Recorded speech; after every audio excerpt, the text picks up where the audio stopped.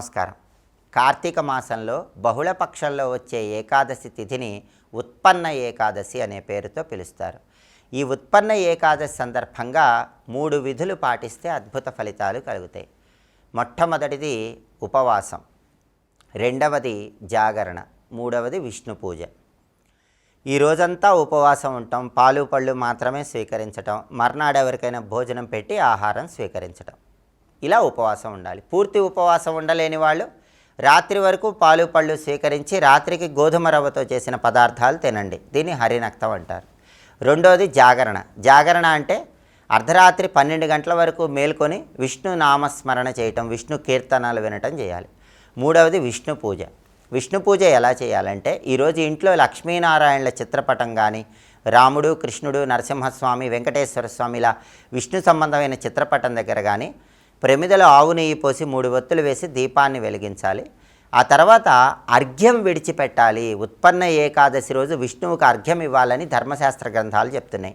అర్ఘ్యం ఎలా ఇవ్వాలంటే విష్ణు సంబంధమైన చిత్రపటం దగ్గర ఒక రాగి పాత్ర తీసుకొని ఆ రాగి పాత్రలో నీళ్లు పోసి ఆ నీళ్లలో కొన్ని పుష్పాలు, అక్షింతలు, చందనము కలిపి విష్ణు సంబంధమైన చిత్రపటం కింద ఒక పళ్ళెం ఉంచి ఆ పళ్ళెల్లో నీళ్లు విడిచిపెడుతూ హరి హరి హరి అనుకోవాలి.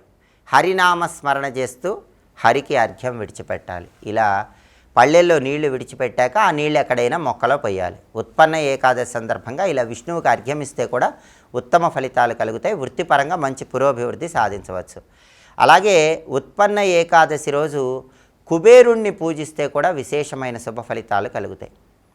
ఈ విషయాన్ని ధర్మసింధు అనే ప్రామాణిక గ్రంథంలో చెప్పారు. కాబట్టి ఉత్పన్న ఏకాదశి సందర్భంగా లక్ష్మీనారాయణులు ఇద్దరి అనుగ్రహము, కుబేరుడి అనుగ్రహము కలగటానికి ఇంట్లో అందరూ కూడా కుబేర ముగ్గు వేయాలి. పూజ గదిలో కుబేర ముగ్గు వేసి ఒక మంత్రం చదువుకోవాలి. ఆ కుబేర ముగ్గు ఏంటంటే ఒక పీట మీద చతురస్రాకారంలో ముగ్గు వేయాలి. బియ్యపిండితో పెద్ద చతురస్రం ముగ్గు వేయాలి.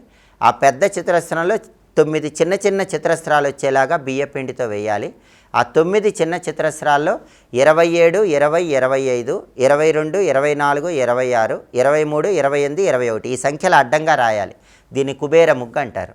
ఇలా కుబేర ముగ్గు వేసి కుబేర మంత్రం ఉత్పన్న ఏకాదశి రోజు చదివితే లక్ష్మీనారాయణల అనుగ్రహంతో పాటుగా కుబేరుడి అనుగ్రహం కూడా కలుగుతుంది. అయితే కుబేర ముగ్గు వెయ్యలేకపోయినా కూడా కుబేరుడికి సంబంధించిన ఒక మంత్రాన్ని 21 సార్లు చదవండి. దానివల్ల కూడా కుబేరుడి సంపూర్ణమైన అనుగ్రహం కలుగుతుంది. ఆ మంత్రం ఏంటో ఇప్పుడు మనం చూద్దాం.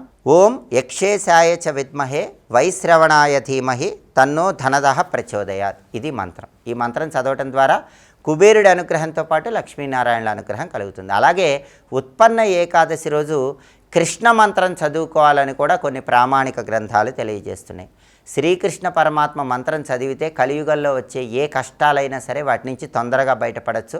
ఉత్పన్న ఏకాదశి సందర్భంగా అందరూ చదువుకోవాల్సిన కృష్ణ మంత్రం ఓం కృష్ణాయ స్వాహ. ఈ మంత్రాన్ని చదువుకోవాలి. కాబట్టి కార్తీక మాసంలో బహుళ ఏకాదశి, ఉత్పన్న ఏకాదశి చాలా శక్తివంతమైన రోజు. హరిని పూజించడంతో పాటు కుబేరుడికి సంబంధించిన, శ్రీకృష్ణ పరమాత్మకు సంబంధించిన ఏ మంత్రాలు చదువుకోవాలో ఇంకొకసారి చూద్దాం. మరి ఓం యక్షేశాయ చ విద్మహే వైశ్రవణాయ ధీమహి తన్నో ధనదః ప్రచోదయాత్. ఇది మొదటి మంత్రం. రెండో మంత్రం ఓం కృష్ణాయ స్వాహ. మంత్రజపం చేయండి, సమస్త శుభాలను సిద్ధింపజేసుకోండి. స్వస్తి.